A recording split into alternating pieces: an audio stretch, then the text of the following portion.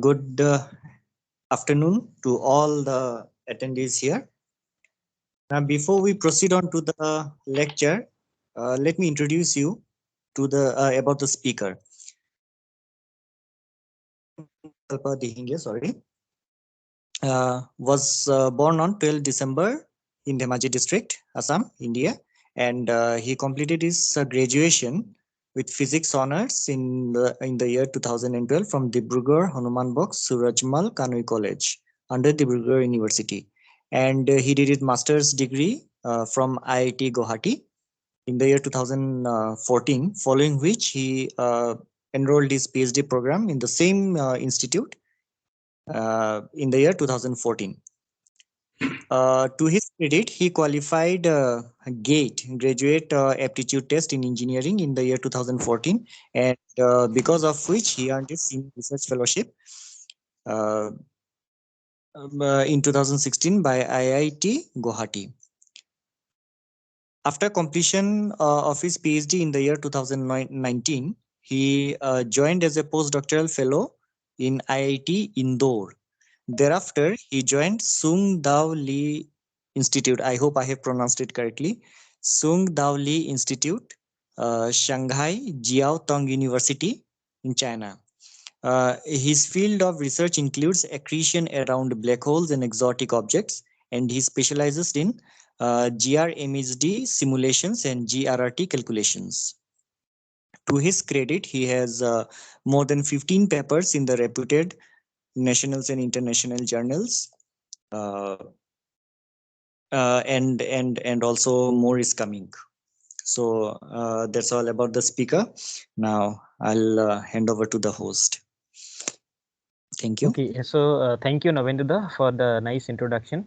So I think before starting the talk, I would just request all the participants to kindly be confident enough to ask many questions. I think you will have a wonderful time with Induda, and please feel free to ask as many questions as you want, and you are welcome to talk even if you want to ask the question in Assamese language.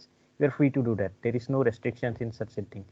Okay, so with that, now I would like to welcome Induda once again, and I would like to hand over the proceedings to Induda. Yeah, okay. Thank you, Apurva and Navendra. Yeah, it's really nice to be here. So, first of all, I'd like to thank Department of Physics, Dokhin Kamrup College, Aru Kamrup College, Assam. And also, it's very nice that they have organized this talk series, Padartho Bigyanar Itu Hitu Aru Bohutu. And in this talk, I will be mostly talking about something related to the black holes, as the title suggests, that mysteries of black holes, observing a black hole. Basically, how to observe a black hole. And yeah, as Apurva suggested, in this talk also, sometime I may choose to speak in Assamese, or so that you can also ask me in Assamese. And if you find some point that you want to ask me in between, then also you can just unmute yourself and stop me. Then I can answer for that, or maybe I can discuss the question in more detail like that. So yeah, and then yeah, let's begin.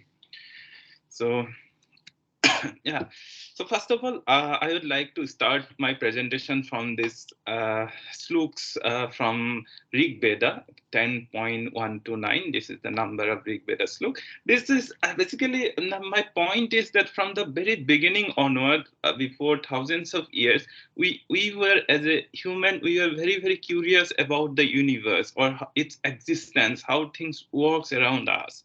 So here, these are called Nisada Sutra, but here they mostly ask the question about the existence and how the universe come into this current form, or from where it appears, like that. So, and also, let me put a disclaimer. I am not an expert of Vedas, nor even Sanskrit. So this is there are 7 sluk books for this particular sutra. So here I have put the two slokas. One is the first one and the last one. So in the first one, I am certainly not going to read the Sanskrit version. So the first one, it essentially says that at the beginning, the existence, even that the existence was not there, means the existence means there was nothing like existence, and there was no air, no space. What covered it, where was it, means this is like there was everywhere the cosmic fluid was there, kind of. That is what they are saying initially. Then at the last slok, what they are saying that who created this thing, means probably the creator. They are saying it's the creator, whether he fashioned it or whether he did not, means basically he the creator, if there is a creator, then whether he uh, he allowed the universe to become like this or not, or maybe means creators know everything, or maybe creator even also do not know everything. Okay, so this kind of philosophy they put forward in before thousands of years ago.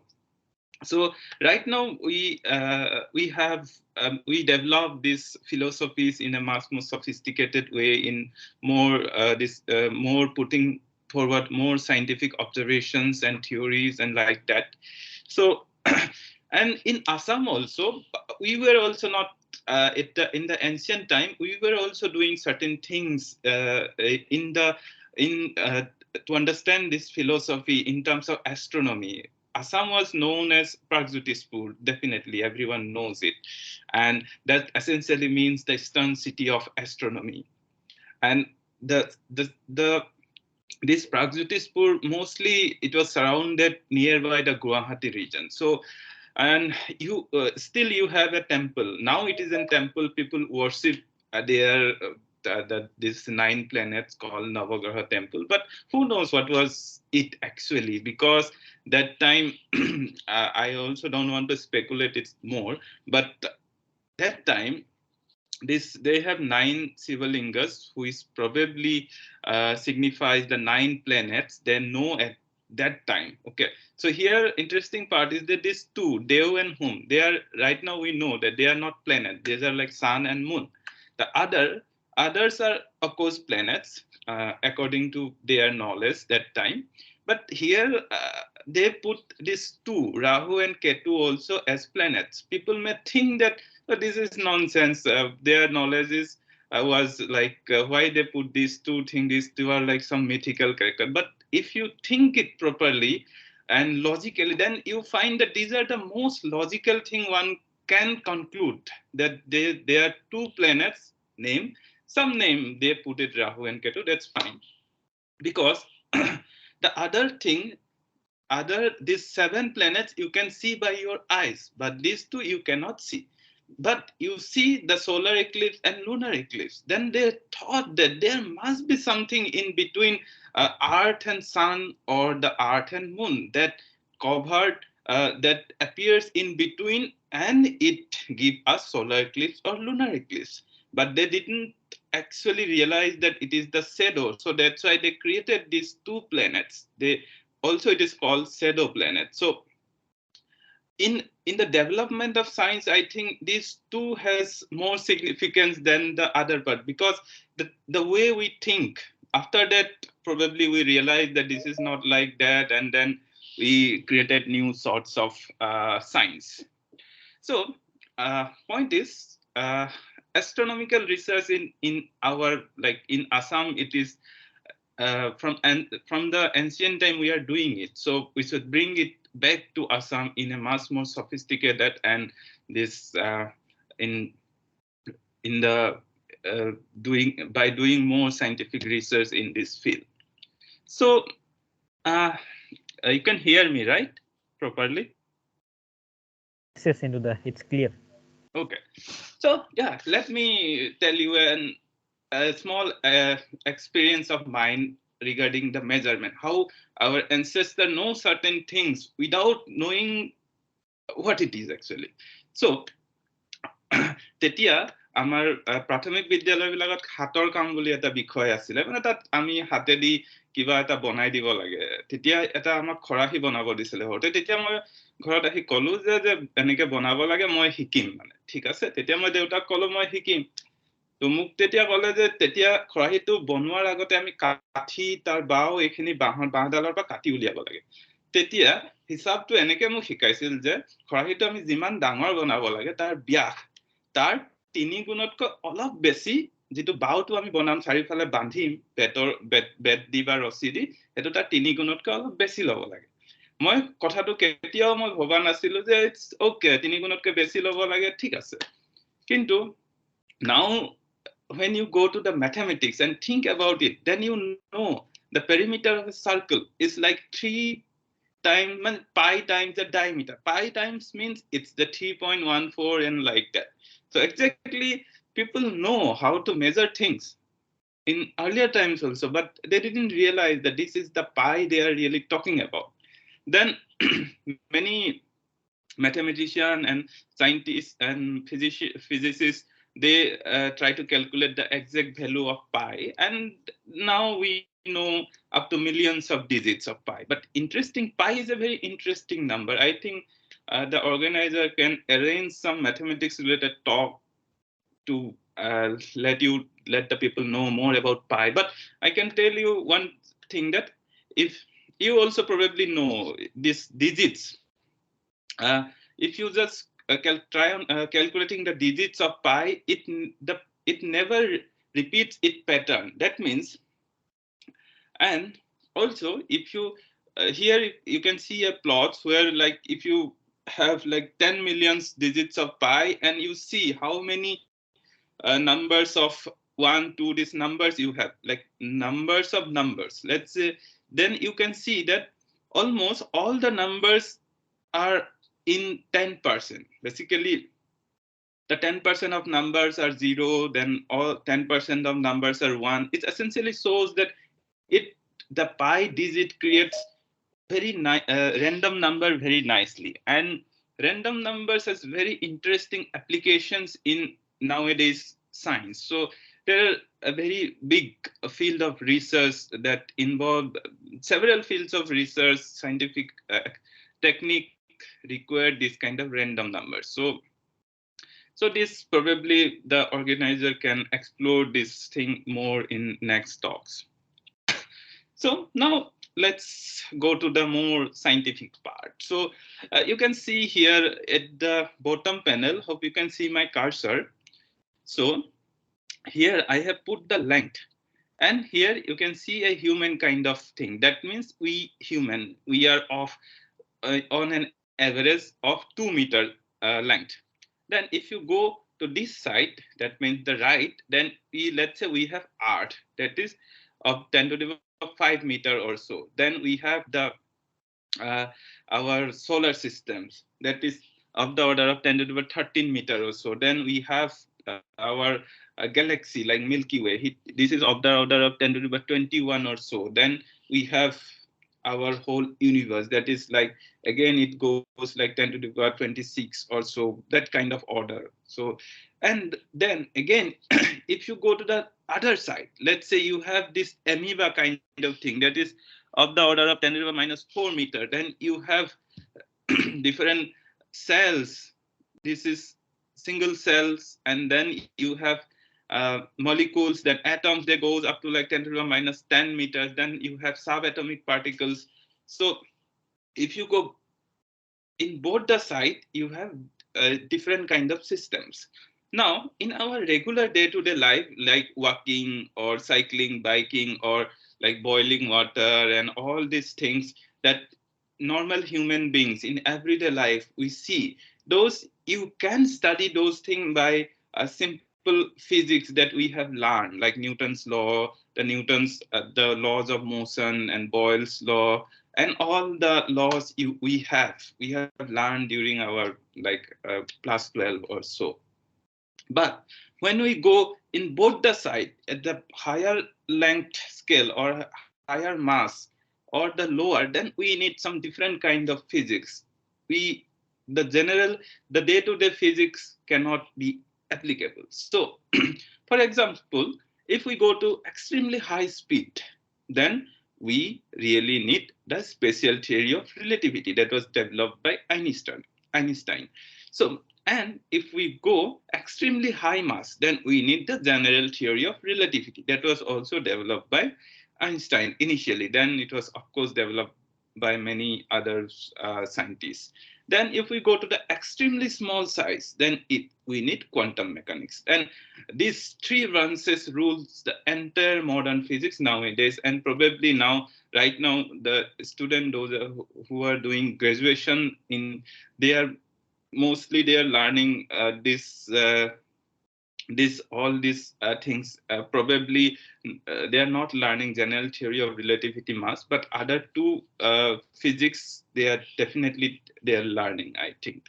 So now I will be mostly talking about this general theory of relativity part, like how it was developed and its some current status and how it developed.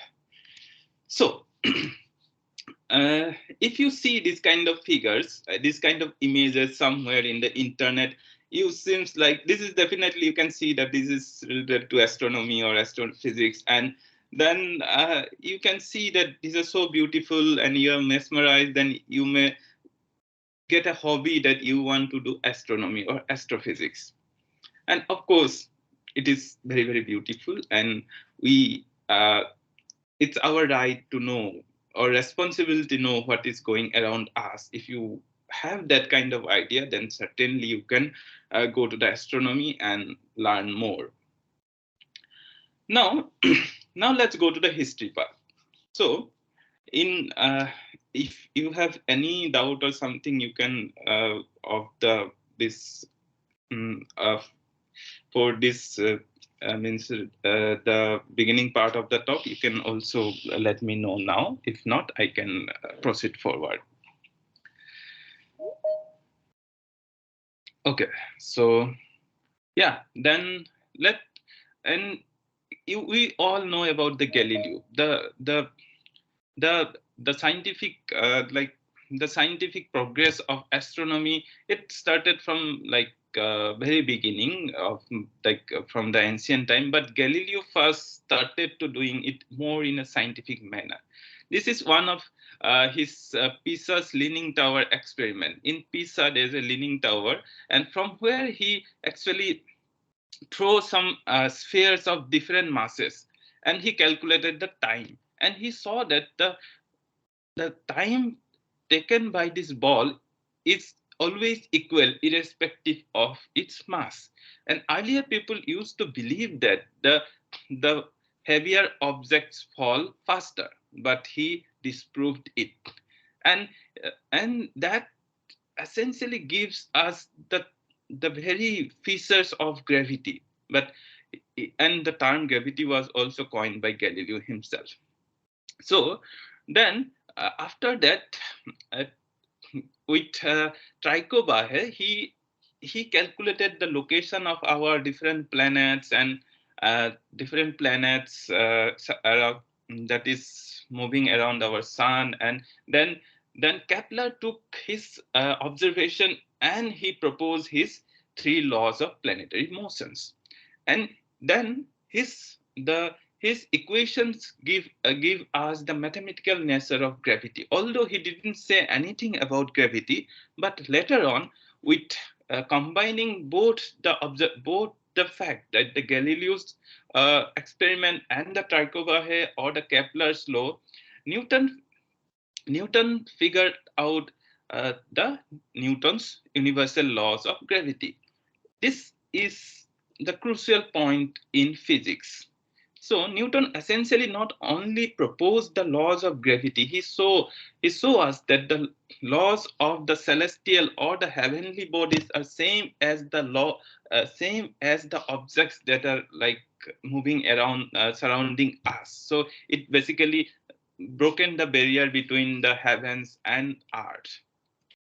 So now with the Newton's Newton's laws of gravity, you can calculate the you can do calculate the many things, and at that point they can explain everything that is going around them. So with that, you can also calculate the escape velocity of a planet.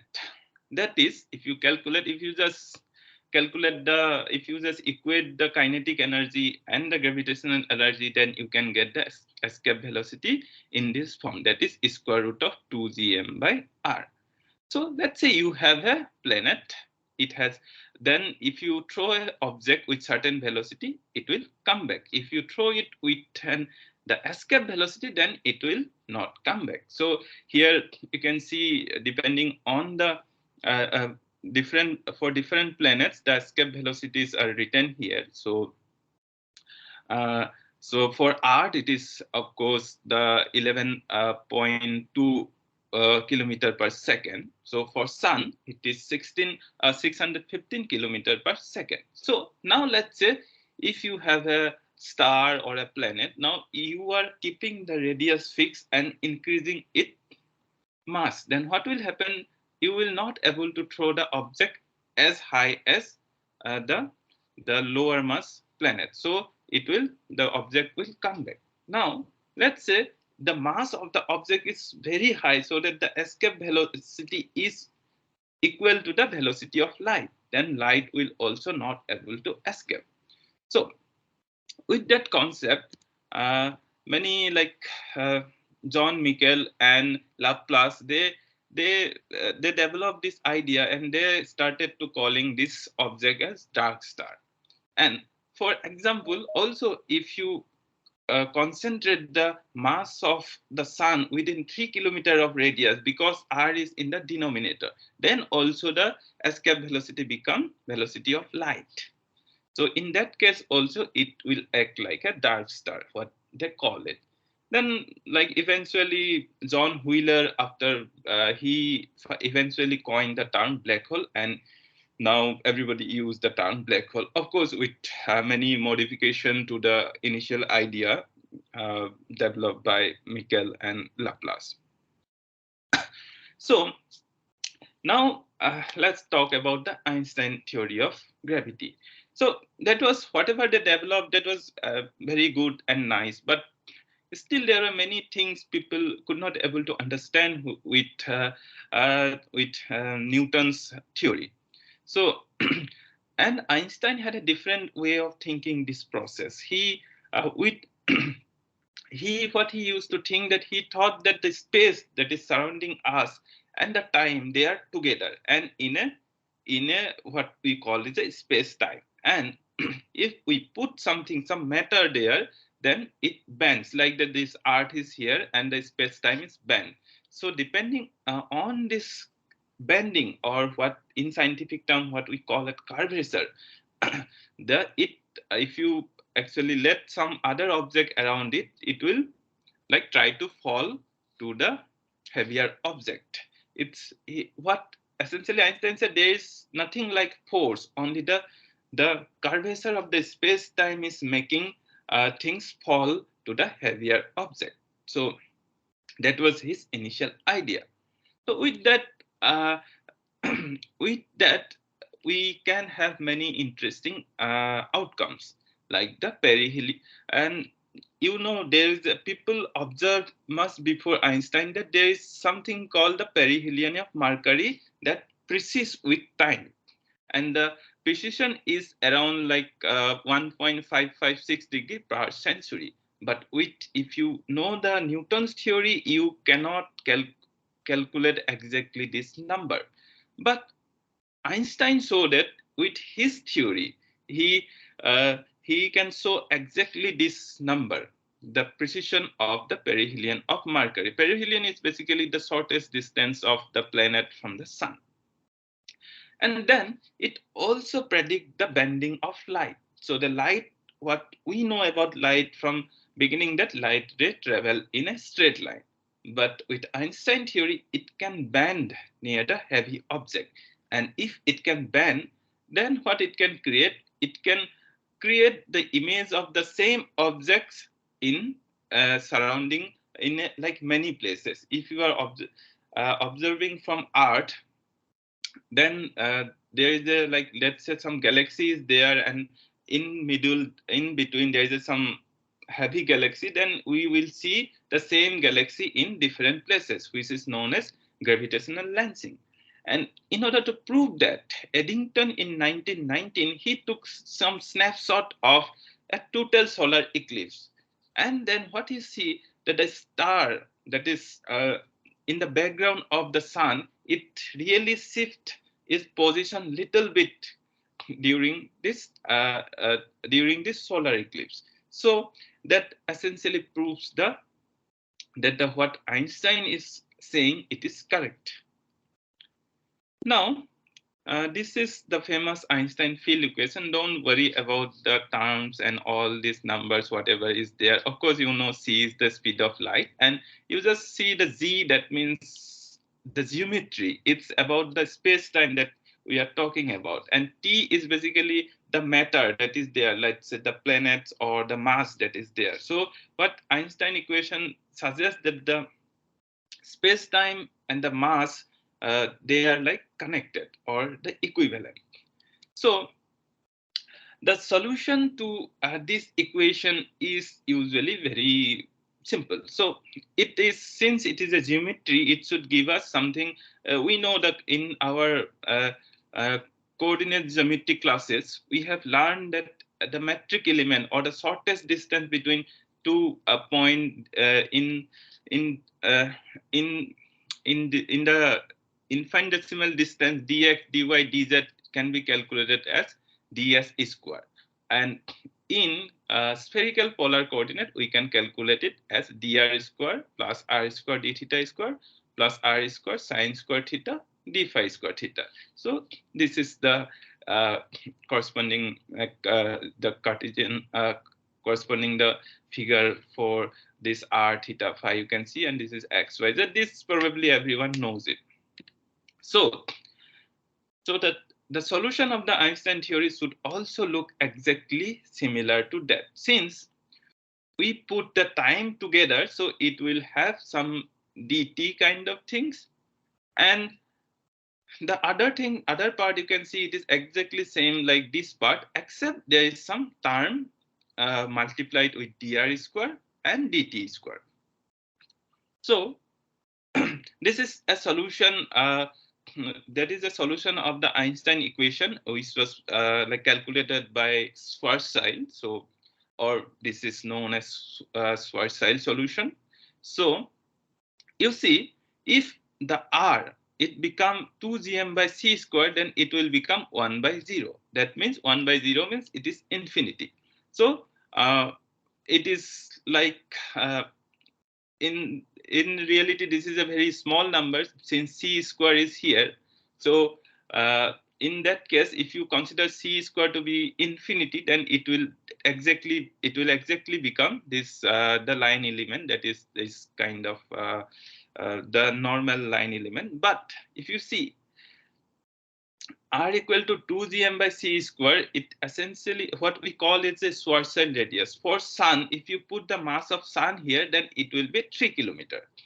That means if you can somehow concentrate the mass of sun within 3 kilometer, then this term will be infinity, and we call it a singularity. And this is, then we can say it as a black hole, because within the 3 kilometer we will not able to do any measurement or something, so that it will be unknown to us, or black, or so we call it a black hole. So in that time, we really had not much idea about what is black hole. It was purely a mathematical idea. As you can see here, this is only some mathematics. We do not know what it is in reality. And that time, Chandrasekhar was working on the nucleosynthesis of a star. Then that time he was trying to understand how to what is white dwarf and neutron star and those things. And that time people have observed this very white object in the sky, but they didn't know what was it. Then Chandrasekhar proposed that the star, the sun kind of star, they really dies beautifully. And what happened? they explain that of course, they explain that there's some so nuclear fusion is going around the star, and that is fueling the star and giving us energy in terms of light. And the energy it is emitting, that you can calculate from the mass defect of the nuclear fusion reaction, that is m, that is E equal to mc square, that energy is emitted. But what happened in the nuclear fusion? This hydrogen combining to create helium and energy. Then helium is again fusing to create like boron, carbon, and like that it is going on. But when this is happening, it is creating more heavier and heavier and heavier elements. But when it creates like iron kind of element, then the core become much more heavy. So the gravity of the core become very high. So the star started to collapse within itself. And if the the quantum mechanical, the force of electron can balance this gravity, then it can create a white dwarf. If the mass of the initial star that is collapsing, the mass is more than the Chandrasekhar limit, then the electron force cannot hold the gravity. Then it can create a neutron star. And if the mass is more than that, then the neutron force also cannot cannot balance the gravity, and it can create a black hole. That was the then we know a process by which we can create a black hole. And so this is in terms of space time, this is how the normal star and white dwarf and neutron star and black holes differ in terms of space time. You can see, let's say I'm showing the space time in terms of this squares and this sheet of kind of paper kind of thing. And for star it's slightly bent, for white dwarf it's bent more, for neutron star it is more massive, so it bends more, and for black hole it bends extremely, as if there is a hole in the space time, or so eventually, which is called black hole. So people observe, like, at least depending on the masses, three kinds of black holes. One is called stellar mass black hole, that is, its mass is of like a few solar mass, like 10 solar mass or 5 solar mass kind of masses. Then supermassive black hole, which has like millions and billions of solar mass. Then intermediate mass black hole, which has like a few tens of solar mass or few hundreds of solar mass. Now, this is what we know. Now it's looked like so good so far. We know many things. We understood many things. Now the point is how to observe a black hole, because if we can somehow prove that there is a black hole in the universe, then we can do many things. Because we have seen that black holes are, if we can observe a black hole, then certainly we can say that in a more confidently that the Einstein theory is of course correct. And since black hole is it's a very small object in the universe with very high mass, that the general theory of relativity and quantum physics, they come together, and we can study the unified theory, and probably we can propose a better theory, and we will able to understand physics of the universe in detail. So now people started to observe black holes. So this is like famous. These two are the famous two scientists. You probably know this. The upper one, Stephen Hawking, but the lower one probably most of the people may not know. He is Kip Thorne. So they were like friends. So they bet together that there was an object people used to observe in the sky known as Cygnus X1. Some people thought that it may be a black hole, and some people thought it cannot be a black hole. Then they bet together. Okay, that this Stephen Hawking said that it is not a black hole, and Kip Thorne, no, it has to be a black hole. So Hawking, it was not like that. Hawking didn't believe that it is not black hole, but he wanted it to be black hole. But only the sake of like betting together, they put like that. And you can read this, what they have written there. I will not going to explain much of it. And eventually, with certain indirect observation, they found that astronomer found that the mass of Cygnus X1 is a few solar mass, like it was of 12 solar mass or so. Then indirectly, uh, uh, it is proved that it has to be a black hole. But that was not direct proof. So in order to have direct proof, we need to study something else, what is known as accretion. So what is accretion? So let's say there is a black hole and we have surrounding matters. Let's say if you we have the gases and clouds around surrounding our Earth. And similarly, let's say if around surrounding the black holes, we have different kind of matters, this kind of gases and clouds are there. So due to the gravity, the black hole would start to attract those matters. And due to certain angular momentum, so it cannot directly fall. So it will create some this kind of structure.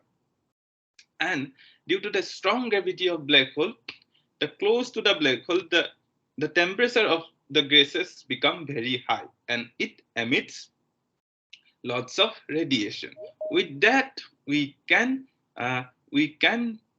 directly detect a black hole and observe it. So that is the idea, and this process is known as accretion.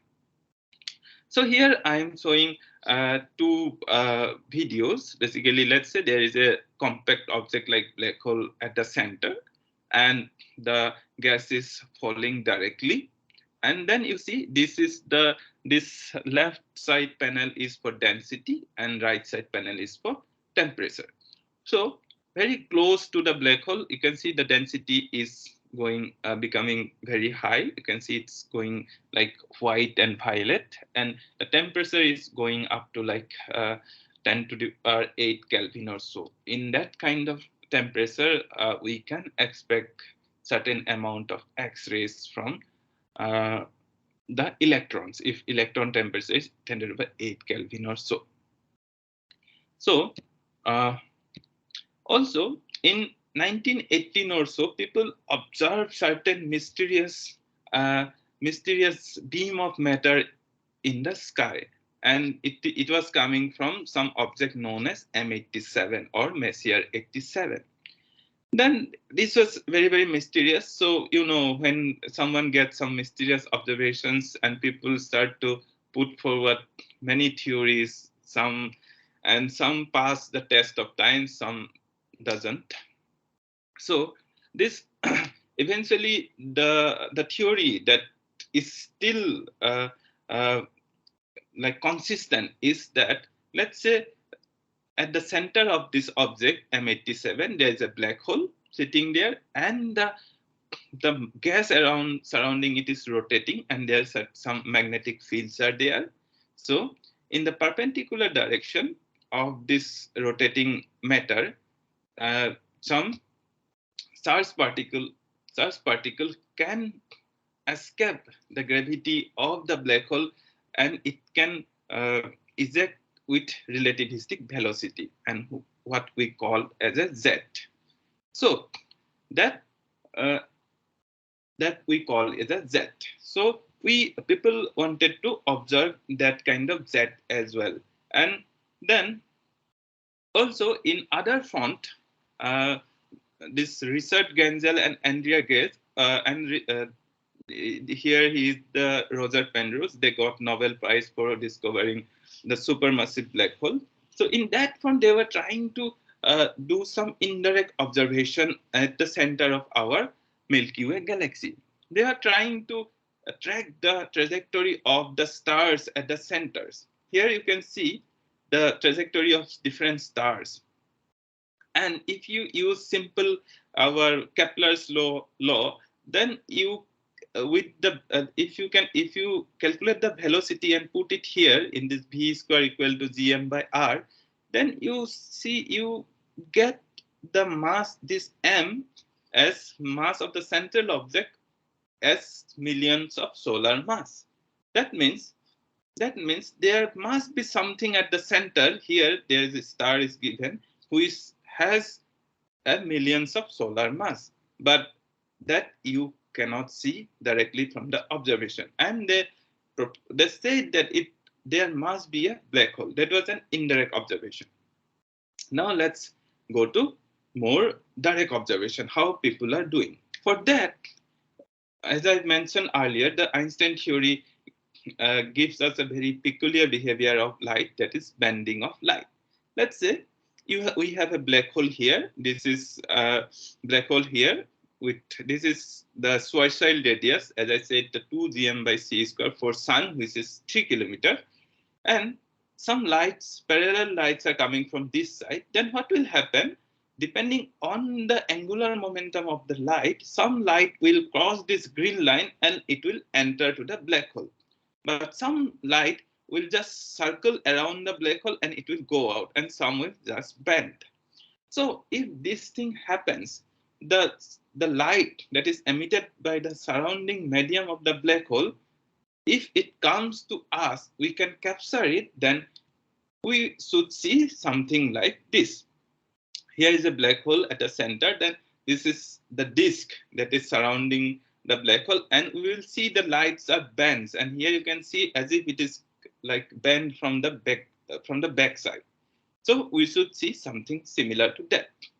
But the problem was the known source, a black hole source, we know at this M87, that is the Messier 87. As people discuss this mysterious beam of light, from that they said that it has to be a black hole, and it is at a distance. It has a mass of like 2,400 billion solar mass at 53.49 million light year, and it size of this 2 gm by c square, what we call event horizon, is like 0.004 light year. Light year essentially means the distance traveled by light in 1 year. So if we want to observe the center of this M87, we need a telescope as big as our Earth.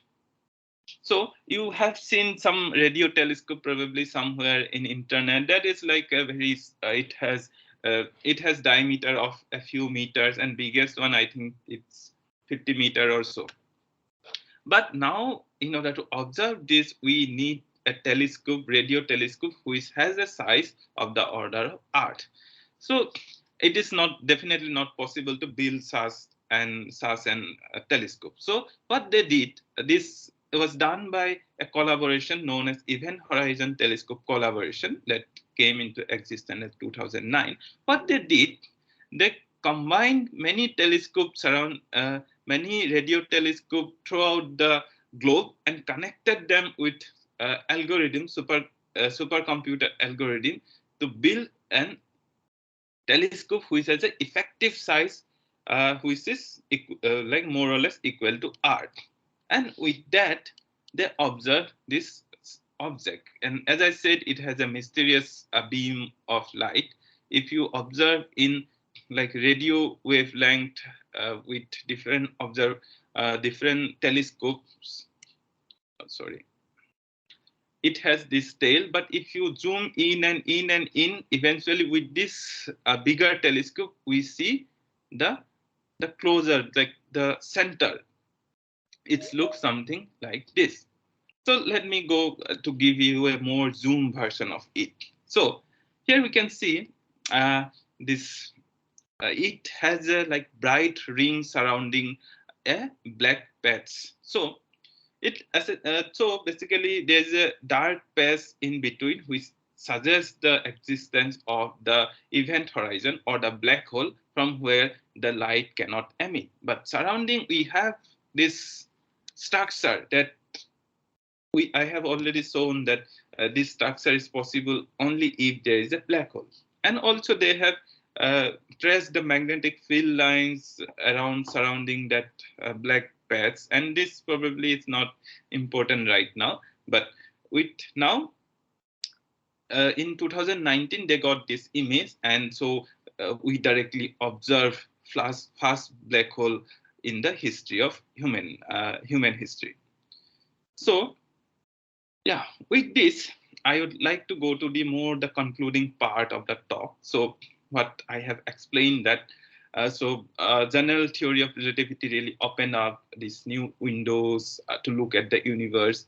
So now a black hole is no longer only a mathematical idea, it is a real object. And there are many more things we can do with this new understanding, and also in the background, I am showing some video that is two black holes are rotating each other, and it is creating a ripple around the space-time and finally merging and creating a single black hole. So this basically is known as the gravitational wave. When two black hole or two massive objects, they spiral each other, they create these ripples. So of course, I didn't have time to explain these things, and so just I put it in the background. So now, in summary, so throughout this discussion, or in this last decades or hundreds of years, we have learned many things, and of course, we observed the black hole. Recently, we observed the black hole at the center of our own galaxy, Milky Way galaxy. This is our Milky Way galaxy, then our solar system is somewhere here, and we observe these black holes as well. So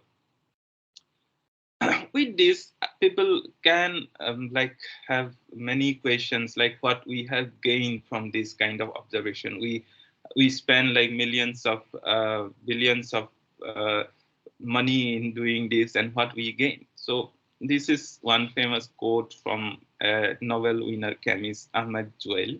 So basically, what she says is that preserving knowledge is easy, transferring knowledge is also easy, but making new knowledge is neither easy nor profitable in short term. Fundamental research proves profitable in long term, and as importantly, it is a force that enriches the culture of any society with reason and basic truth. So I wanted to say that you may not feel like this is useful right now, but it will certainly enrich our knowledge, and we will can it can help our society in many ways. Of course, if you want to see the indirect benefits of this kind of study, then there are plenty. You can just go to the International Astronomical Union website, and you will find that the regular things we do, many regular things like the internet or many other things, they are coming from these fundamental studies. The scientists develop to do research, and eventually someone developed it so that we can use in our regular day-to-day life. And so if you have interest in doing astronomy and astrophysics, it's not necessary that you have to be a science freak or very good in science or physics. It is a multidisciplinary subject. So there are many ways you can do astronomy and astrophysics. Like you can, of course, do research in astronomy and astrophysics, core astronomy and astrophysics, like do this calculation, learn gravity theories, and do many differential equations and like that, or go to an observatory in the remote place in the of the Earth and do observation like that. You can definitely do that. Also, you can enter that. You can contribute as an engineer, developer, or instrumentation. All are required, because now you see this, when they build this Event Horizon Telescope, they connected all the telescope together. So there are not only the astrophysicists and astronomers are working. A big team of engineer, developer, coder, all are involved. So, and every component are equally important. So in India, we have many institutes. They do offer courses in astronomy and astrophysics, and you can pursue master degree or PhD degree from these kind of institutes. Like we have IITs and NITs, ISERs, and our universities itself. So in basically for the while you are doing the graduation, or basically in the undergrads, you have your summer vacations. In the summer vacation, you can visit to any these kind of places. You can approach a professor over there to give you a project that you can do, and they can arrange your accommodation over there. Then if you are interested, then you can write to them and start your career from the undergrad level itself. So, and usually all the best. Thanks. This was my talk. And now, if you have any questions and queries, I would be happy to answer. Okay, I think Induda, it was a very wonderful talk, and now like we would request all the participants to kindly ask questions. Like as I said, প্ৰশ্ন সোধা ইংলিছতে যে সুধিব এনেকুৱা একো কথা নাই. Use the language in which you feel comfortable. So কোনোবাৰ যদি কিবা প্ৰশ্ন আছে kindly সুধিব পাৰা এতিয়া.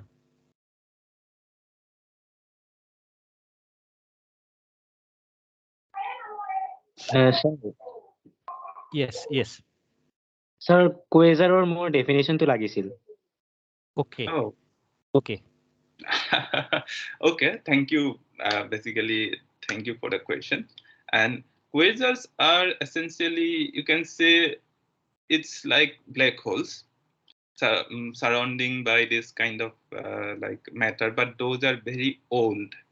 So if you observe quasar right now, whatever you are observing, you are observing like from billions of years, billions of seconds, like before that kind of black holes existed that you are observing today.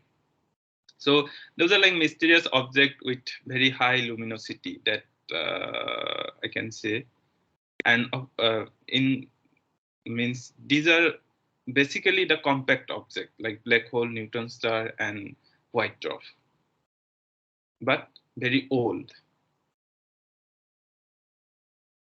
Okay, sir. Thank you for your answer. Okay, so Induda, there is a question from one of the participant. So she is asking like, Yeah, can I get a PDF format of your presentation? So probably she is asking the PDF version of your presentation. So is it possible for you to share? Okay. Yeah, okay. I will give it to you. Then you can. Yeah, fine. Okay, if you give it to me, I'll share it in the group. Okay, so there is another question. So this Akash, so he's asking that according to quantum physics, string is the smallest found one-dimensional particle in universe till now. Can you tell us why is it so mysterious, and is there any probability that scientists can even find smaller particle than string? Okay. Yes. So this is string theory you are talking about. And yeah, one interesting point about the string theory is that, see, this is a right now a mathematical concept of string. So as what Einstein essentially did, this mathematical formula that Newton provided, he gave a different idea with this space-time, what is geometrical theory. So if you want to study the quantum physics or the particle physics in terms of a geometrical theory, in geometry, what is the smallest element? That is, of course, a small string or a straight line, right, with kind of one-dimensional object. That is the smallest thing. This string theory is the geometrical version of the geometrical theory of particles. So that's why an string is the smallest element. So these are very, if you want to describe a particle. And that's why it is the smallest element, not because of the other thing. So now, since we have defined it in this way, so there will be nothing which will be smaller than this. I hope so. Because this is a definition in the string theory that we are putting.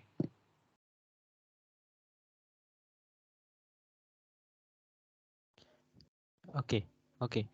So so anyway, are there any more questions? Participants, please ask questions. Sir, মই শুনিছে? Hello? শুনিছো কোৱা। Sir, লাইটৰ wave particle duality থাকে। তো লাইটে যদি wave property দেখুৱায়, তেতিয়া গ্ৰেভিটিয়ে লাইটক কেনেদৰে ইফেক্ট কৰিব? Okay. It will affect in the same way, because in this case light is just light. Means whatever it is, it doesn't matter that মানে এটো wave হয় না particle হয় একো matter নকৰে, কাৰণ so ইয়াত light, for general theory of relativity, light is just like some energy that is moving. মানে particle হওক বা wave হওক একো matter নকৰে, that সেই এনাৰ্জিটোৰ ওপৰত ডিপেন্ড কৰি এই ব্ল্যাক হোল বা আমাৰ গ্ৰেভিটি মানে ব্ল্যাক হোল বা আৰ্থৰ লগত ইন্টাৰেক্ট কৰিছে আৰু সেই হিচাপে ই মুভ কৰিছে। Okay, thank you, sir. So any more questions? সোধাত তোমালোকে কেৰিয়াৰৰ বিষয়ে সুধিব পাৰা ইন্দুদাক। So if you want to ask anything about how to pursue research in physics, so সেনেকুৱা ধৰণৰ question অলপ ইন্দুদাক সুধিব পাৰা। আৰু আজিকালি বাৰু সব ইনফৰমেশন ইন্টাৰনেটত এভেইলেবল হয়, তোমালোকে জাস্ট অলপ চালেই হ'ল। আৰু যদি ৰিয়েলি ইন্টাৰেষ্টেড হয় তেতিয়া হলে এতিয়াৰ পৰা লাগি যোৱা আৰু কৰিবলৈ। Yes. So if not, then probably Induda মোৰ আপুনি যদি অলপ সময় আছে তেতিয়াহলে আপোনাৰ ৰিসাৰ্চ ফিল্ডটোৰ বিষয়ে অলপ আমাক কওক, আপুনি কেনেকুৱা ধৰণৰ ৰিসাৰ্চ কৰে, so that students can অলপ আইডিয়া পায় তেনেকুৱা ধৰণৰ in brief মানে। Okay. Just a minute. Okay, so you can see my screen most probably. So this is like very recent observation, like 2019 we have found out this image of black hole. This is a direct observation. Now we are trying to understand more physics from this kind of observation, like what really is, because this is just an image, it doesn't say anything about much thing about the physics that is going around. So what I am doing right now, I am trying to do this, solve these equations and calculate this image theoretically. That means using a computer. In the computer, I can put many physics there, and then we try to like see if what kind of physics can explain this image best. And now people are doing many observations of like different observation of this object like M87 and our Sagittarius A star. Now this was done in one wavelength, that is 328 gigahertz or so. So that is a radio wave. So now we are observing in a different wavelength, and those give this, we will see a slightly different image in different wavelengths. So with that we will try to understand more physics, that is means what is happening surround this object. So that is what right now I am working with. So right now this is in development, so hopefully we'll understand more of what is going on around this black hole with this theory. Yeah, and yeah, it Hello, most sir. yes. How it, yeah, yes, please continue.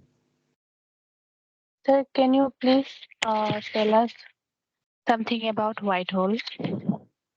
Okay, it's like the opposite of black hole. In the black hole, see, in theory, when we develop theory, we get because it's a mathematical theory, right? It like we first develop it in mathematics, then we observe. When we do mathematics, then the black hole solution that we get, the exactly opposite of that is also we get exactly opposite kind of also solution mathematically. That means in black hole everything goes in, including light, nothing can come out, but we can have something which everything is coming out from that, like a certain area that is known as white hole. Right now, that is a completely mathematical idea as we have observed black hole, but white hole, we do not even have indirect observation also.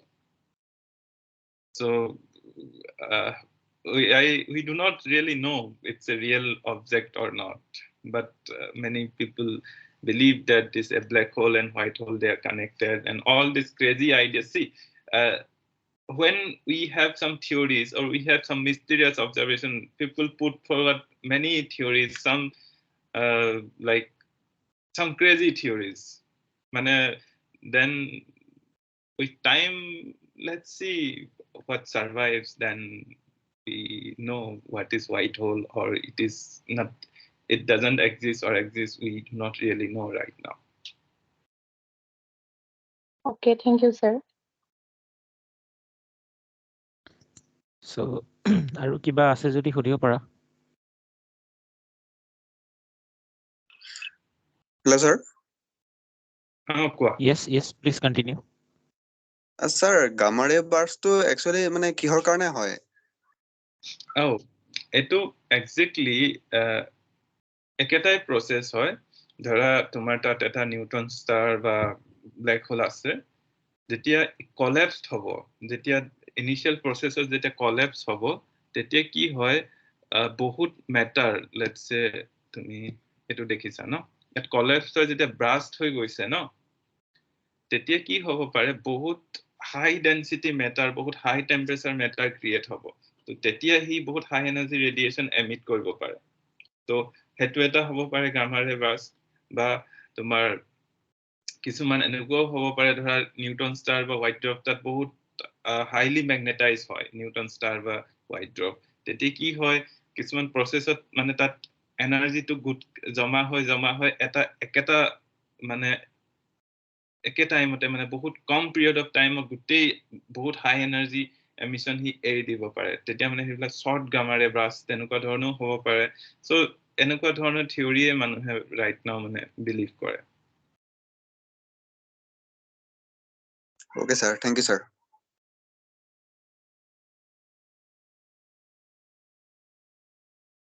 Okay, so আৰু কিবা questions আছে সুধিবলগীয়া?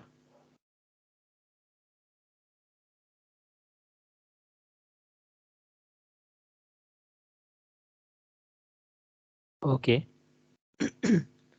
So into the, I think আৰু চাগে questions নাই তেনেকুৱা। So just এটা student perspective পৰা মই এটা question এটা সুধিব বিচাৰিছো যে আজিৰ দিনত মানে how important is having programming skills from the very beginning?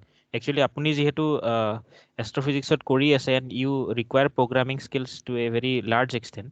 So আমাৰ সময়ত যেনেকুৱা আছিলে আমি প্ৰগ্ৰামিং বিলাক ধৰি লওক গ্ৰেজুৱেশ্যনৰ শেষৰ ফালেহে আমি ইন্ট্ৰডিউচ হৈছিলোঁ।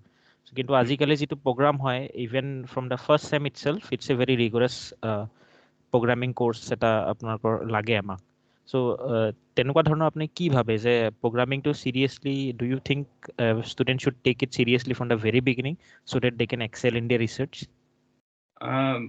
Yes, of course, because right now in all the fields, like whatever fields you do, like it doesn't matter you are doing theory or experiment or observation, in all the field, not only astrophysics. If you go condensed matter or some other, at some point you will need computational knowledge, because you see earlier people have done many things by spending years of time. Now you just need to relearn those things. You cannot spend like years learning the same thing that people have already explored, right? So in that scenario, your computational knowledge will help. Let's say for example, earlier, like before calculator, we used to do all the calculation by hand. But when we know that what is the point of like spending time in doing a multiplication, when we are doing integration or the differentiation, then we will just bypass that time, because the time is the crucial component here. So in all the researches, like mostly when you are doing certain modeling or solving certain equation. So if you try to do it by hand in pen and paper, it may take years or many months. But if you try to develop a code or program that can solve this within a second, not only that problem, you give similar problem, you just rerun it, it will solve it as quickly as a fraction of a second. So if we want to compete with the world, then definitely we need these computational skills. And it's good that now you are learning it from very beginning, and practice it, write your own codes and practice with different problems, then you will become expert in coding. Yeah, thank you, Indu. So আৰু কিবা questions আছে নেকি participants?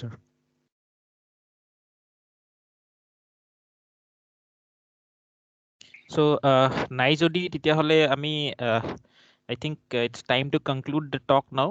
So probably I think we had a very interesting talk today. So Induda, actually the earlier talk was about gravitational wave. So I think the participants who were there, yeah, so they already knew something about gravitational waves. So and today's your talk about black hole, I think it gave them even more, I mean, knowledge about the workings of the universe. And I think now it's time for Naventuda again to kindly offer the vote of thanks to our speaker. So I think I'll hand over now to Naventuda again. Okay, once again, thank you for giving me this opportunity to thank the people here. Now, to begin with, I would like to put some emphasis at the very onset. The speaker has connected Vedas to reality, and I normally emphasize these things that our rishis, our munis, they were already a scientist. They know many things, but the only disadvantage is that they haven't put those things on papers properly. And now the people outside, they are taking the help of these books, or the what to say, those things like Gitas, Vedas, Purans, and all those things, and they are translating those things, and they are transforming those things into reality, and they are connecting the imagination into practicality. So I'd like to thank the speaker starting on this, which I found it very interesting. And then again, the speaker has emphasized on arranging talk related to pi. Something interesting aspects on the pi. Yes, of course, few days back in our college, we have discussed about these things pi among our fellow colleagues regarding the same things. And we are definitely going to arrange talk in future on these pi related things. It's very interesting, the topic itself. And there are many other things which the speakers has emphasized in his 1 hour long presentation, for which we are very thankful to the speaker. And this program,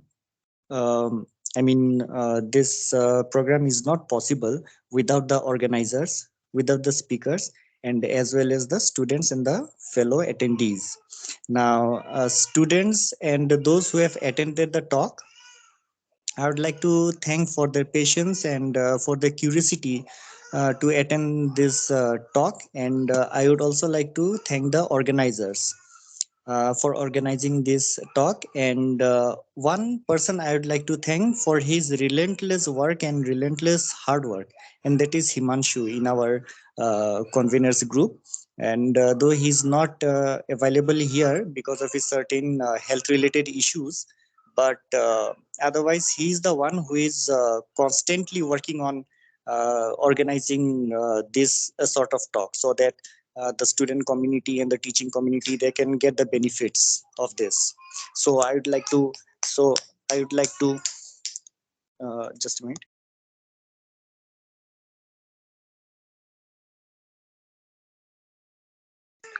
So I would like to thank the organizers, speaker, and students once again. So thank you. So over to Apurva sir. Okay. Thank you, Navenduda. So yes, indeed. I mean, if Himanshu would have been here, it would have been very nice. But I hope he'll be fit and fine for the next talk. So thank you once again, all the participants as well as the speaker Induda. So any final message Induda before leaving? Uh, Means, yeah, thank you for inviting me. It was really nice, and of course for the students, you work hard. It means we really need to. If you want to do astronomy and astrophysics, it's really great time to do, because now you can see, if you see the trend of the Nobel Prize, you will see from last couple of years statistics. Then the astrophysics kind of works are getting more Nobel Prizes in these recent years, because people have realized that how important it is. And eventually, when we will be talking about going like to different planets and settling human population in some different planets and kind of these things in hundreds of years, this will come, and the knowledge of astronomy and astrophysics will definitely help in that direction. So yeah, so that's all. Yeah, thank you. I mean, it's a very imaginative. I mean, whatever you told, like going to other planets, settling there. I mean, it's very interesting. Let's see how far we can like do it in this lifetime. And probably Induda, like if the students want to interact with you, so can I share your email ID or something like that? If Yes, any students. no problem. Yes, yeah. Okay, fine. So I think it's time to wrap up our talk today. So thank you once again. So I think after this we'll just wrap up. Fine, thank you, Induda. See you. Bye. Bye. Thank you. Take care. Bye.